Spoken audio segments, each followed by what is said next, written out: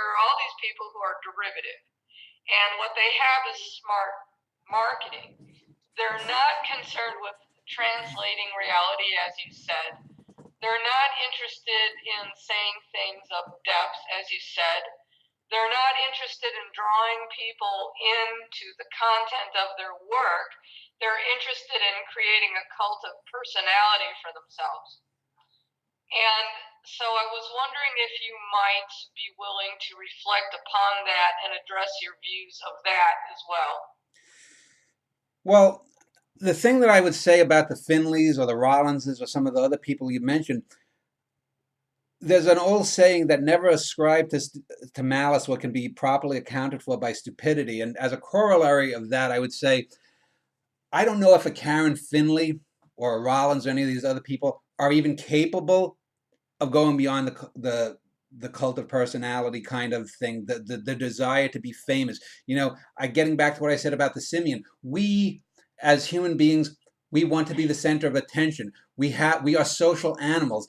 The internet has I think really unleashed this kind of sick desire for this internet fame that Bruce Jenner wears a dress, he's brave. Then he's got his daughter Kylie Jenner. Apparently there was something about her getting a car from some third-rate rapper, and it was internet bootylicious all over the internet. It's like I'm saying is that all of these little memes that get propounded for ridiculous reasons. If Henry Rollins, walked naked through Times Square and then urinated on Gracie Mansion, the mayor's mansion in New York, he'd get noticed, but it'd be for something utterly ridiculous. And he could say, I urinated on Gracie Mansion to support the Icelandic separatist movement or whatever he might be supporting.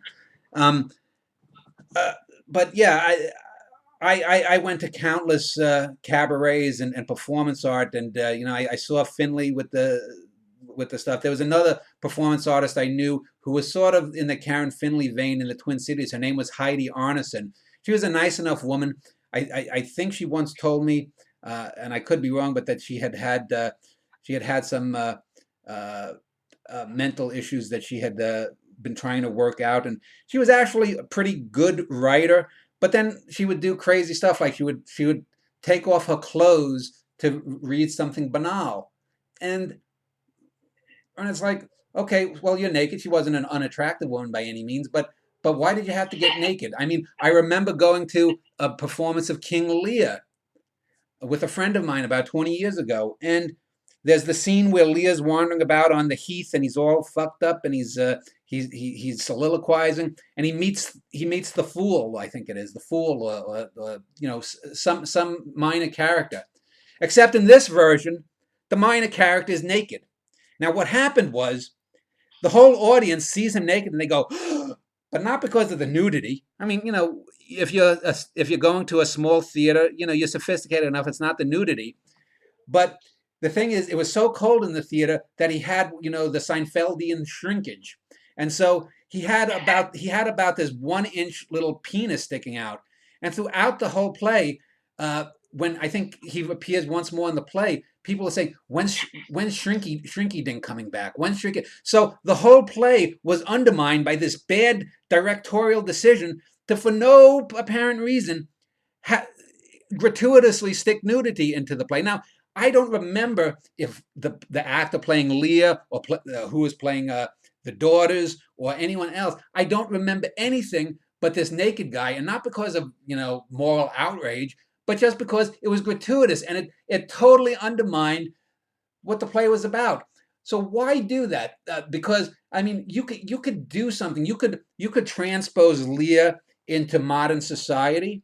You could transpose Lear. If there's a 1956 sci-fi film called Forbidden Planet, which is about the Tempest, you could take, it's based on the Tempest. You could take Shakespeare and put him into all kinds of things, but you have to remain essential to the art. Someone like a Karen Finley, I might have seen her 2 or 3 times over the years, and I don't remember anything of any depth. I remember I saw Allen Ginsberg perform in 95 or 96, a few months before he died, and he was just doing utter crap. He was doing his like shit machine poems, and I remember I remember they had two microphones where people stood in line to ask them questions, and I was like maybe the sixth or seventh on one of the microphones, and they cut off questioning right before I got there. I would have asked them. I said, Alan, you wrote 10 or 12 great poems.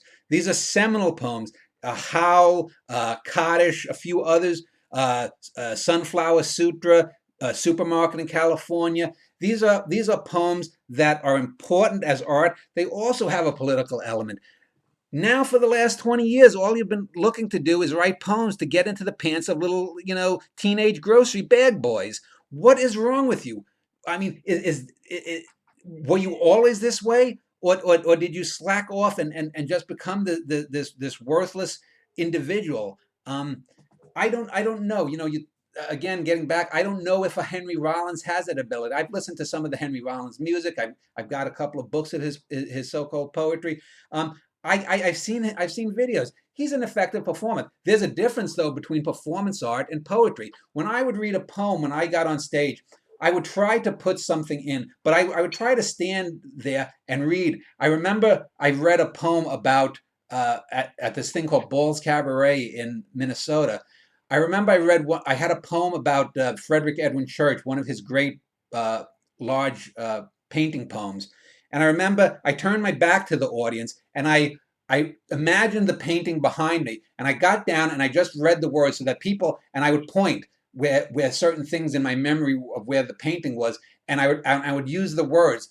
And I remember it was an effective piece. People came up to me afterwards, and they were trying to visualize what I was saying because the words were in a great order. Because if all I was trying to do is, let's say, if I was going to do Edvard Munch's The Kiss, and I was trying to describe it in a poem, if all I'm doing is describing it in a straightforward manner, there's really no reason to do that. You have to go, yeah, if you're doing art based upon art, you have to go beyond that. You have to use the initial art as a metaphor. You just can't simply recapitulate the art. There's no point to do that. If I was to write a poem about, about a film or about a moment in a film or about,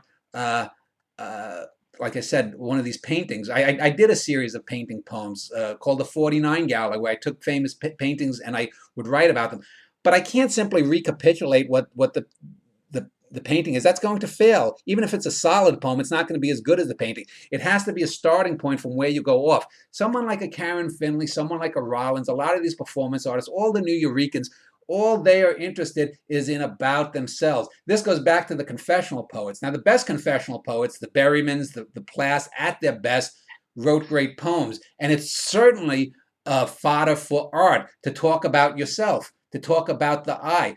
No one is denying that. It would be absurd to deny it. But just like art cannot be the main thing in political art, so too can the self not be the main thing in confessional poetry. The reason that Sylvia Plath has influenced 2 or 3 generations of female poets since her death is not because she was writing about Sylvia Plath. It's how she wrote about Sylvia Plath. It's how she wrote about her daddy. It's how she wrote about an old man among the narcissi. It's how it's the ways that she did those things.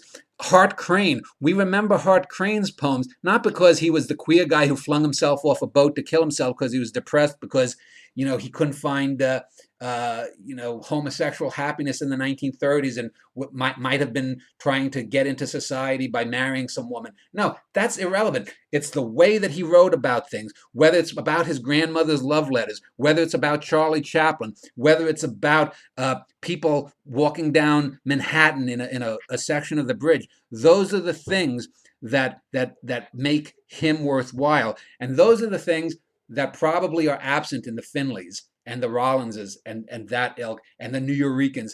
That's absent. As I said about the translating reality, that's what art ultimately is. Art is not about me and what I feel, although it can be fodder for that. Art is about what it can bring to someone else, what I am feeling and how that connects to you. It is not, art is more of a verb than a noun. Art is not the thing. Art is the how. Let's say if you and I were walking down a street, Susie, let's say we're walking down a street and we see a dog limping. and it's a mangy mutt, and our natural impulse is to bring some succor to this ailing creature. And you want to go, I say, hold on, Susie, that dog looks like he could be rabid. And so you get a better mind. You say, yeah, Dan, yeah, he does. He looks like he is foaming a little bit. It's probably better to just let him go. So we've had an experience. Now I could write a short story. I could write a poem. You could write a poem if you had a, a cell phone with you. You maybe could take a video and do something in Photoshop or something and make some little video you could upload about this lone dog, and maybe that would go viral. But how do I convey, or how do you, or how does anyone experiencing that convey that to another person? Maybe someone in Mongolia who's never seen a dog.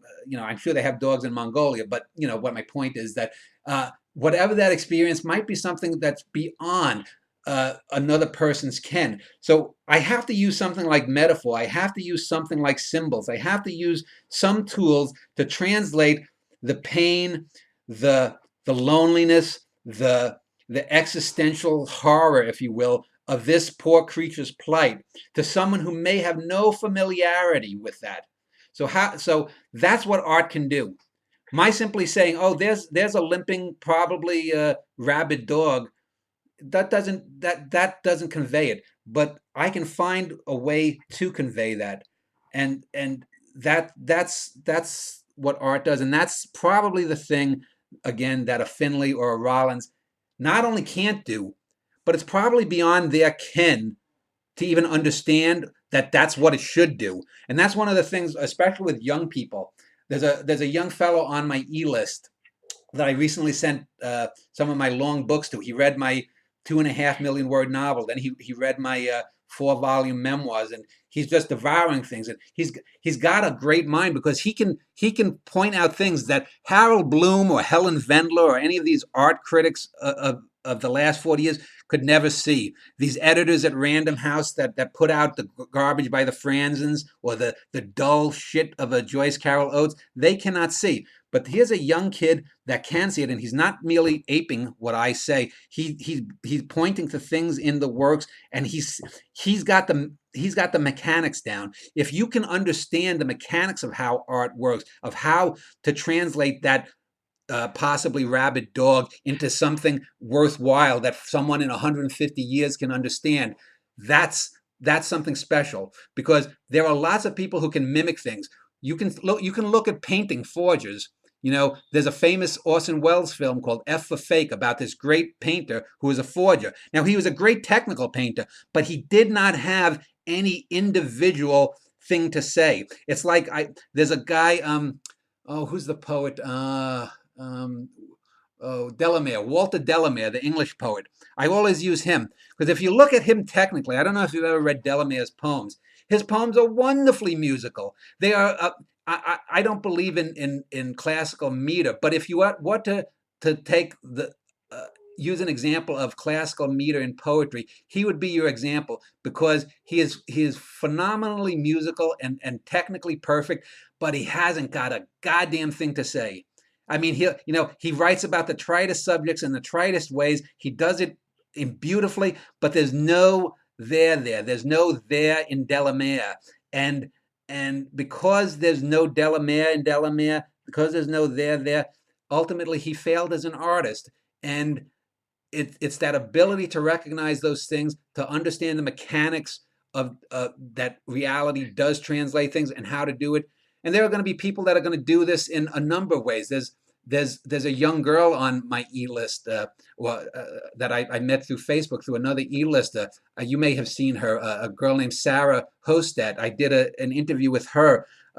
She's a wonderful cello player. She has a great musical ability, and it's these young people that mostly get me excited, because there are things that I don't know about music. I can understand things intellectually, but I just don't have the ability in music to read music or to understand music. I have a tin ear, but I can see the way she approaches it and the way she talks about music, that she understands the fundamentals. Even if she doesn't intellectually fully get it at the age 20 or 21 that she is, she fundamentally has a blueprint in her mind that says, this is how I do this, that I am doing this because of A, B, and C.